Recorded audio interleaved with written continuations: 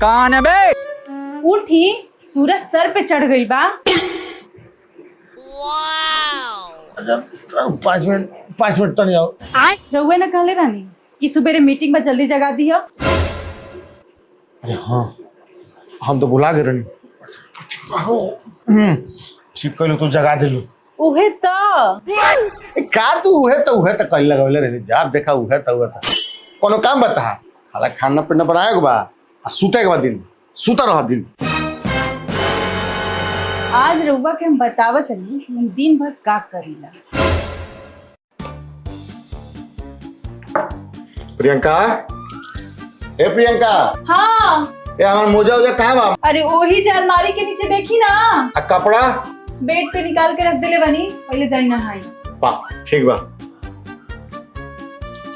ए प्रियंका, का? चलिए देव का। अरे जल्दी आओ ना, लेट होता ऑफिस के। अरे पापा कितना चिल्ला। प्लीज लेट होता था मेरा। चल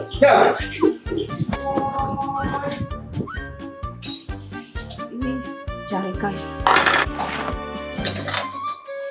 कर तो कोनो काम नहीं, खाली दौड़ावे के बा।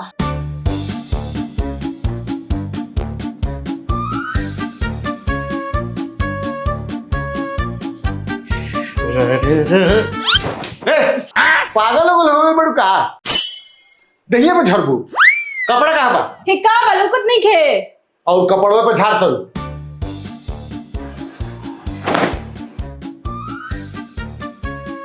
हम जा तनी घर तनी साफ कर ली। बहुत गंदा हो गल बा। सुनो, पकौड़ा उकौड़ा बनावे के चाहिए नाश्ता में। कहिए लग चाय बिस्कुट देबू तो जा तन्नो ते काम कर, बिजली के बिलो भर दे। हम ऑफिस जाता नहीं काम करे। तारा ऐसा मस्ती नहीं करब। दिन भर सुता रहे के बा। अब बिजली के बिल हम ही भरी। अरे ये मोबाइल खाली रील देखला खातिर नहीं खे। ये मोबाइल से बिजली के बिलो जमा होला। ऑनलाइन बिजली के बिल जमा कर दिया। हमरा लगे समय नहीं खे। प्रियंका, ए प्रियंका। हाँ। अरे टिफिन उफिन ले आवा। अरे ली, बैगे में टिफिन पैक करके डाल देले बनी। ठीक बा। असुरी, हाँ, आ टाइम से खा ले। खा लम जा।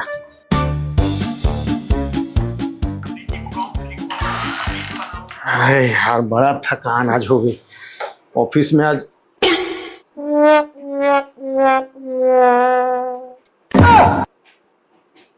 ई का घर और एकदम ऐसा ही कहे बा।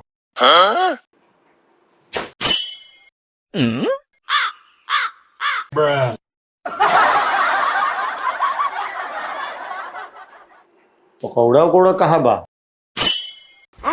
अरे तोहरे से पूछा था नहीं। आज हम कुछ ना कहीं। काहे? तबीयत तो ठीक नहीं के का? रोज ऑफिस से आके पूछे न कि तू का कैले बड़ू। यही से आज हम कुछ ना कहीं कि रवो के अंतर पता चलो। तो ई घरवा काम के करी? रउआ। ठीक बा, तू ई मत बुझा कि हम ई सब ना कर सकत नहीं। हम सब कर ले। तक करी।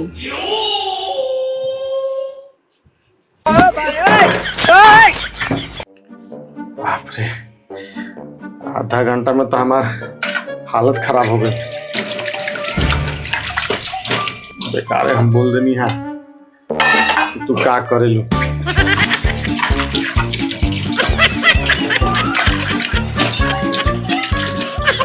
भैया, घर चलावल ऑफिस के काम से कम मुश्किल नहीं थे।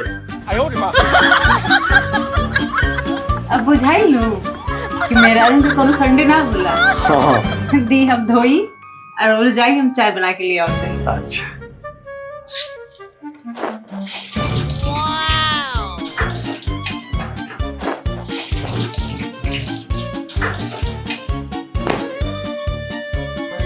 अच्छा, चलो आवा बैठ। वाह, अच्छा नमकीन उमकीन सब बना देल बड़ू आज। तेरे नमकीन नमकीन करत रहिए ऐसे। भैया यही से कहे नी मेहरारू सबके कबो संडे ना होखेला, तो कबो कबो मेहरारुओं के हाथ बतावल करी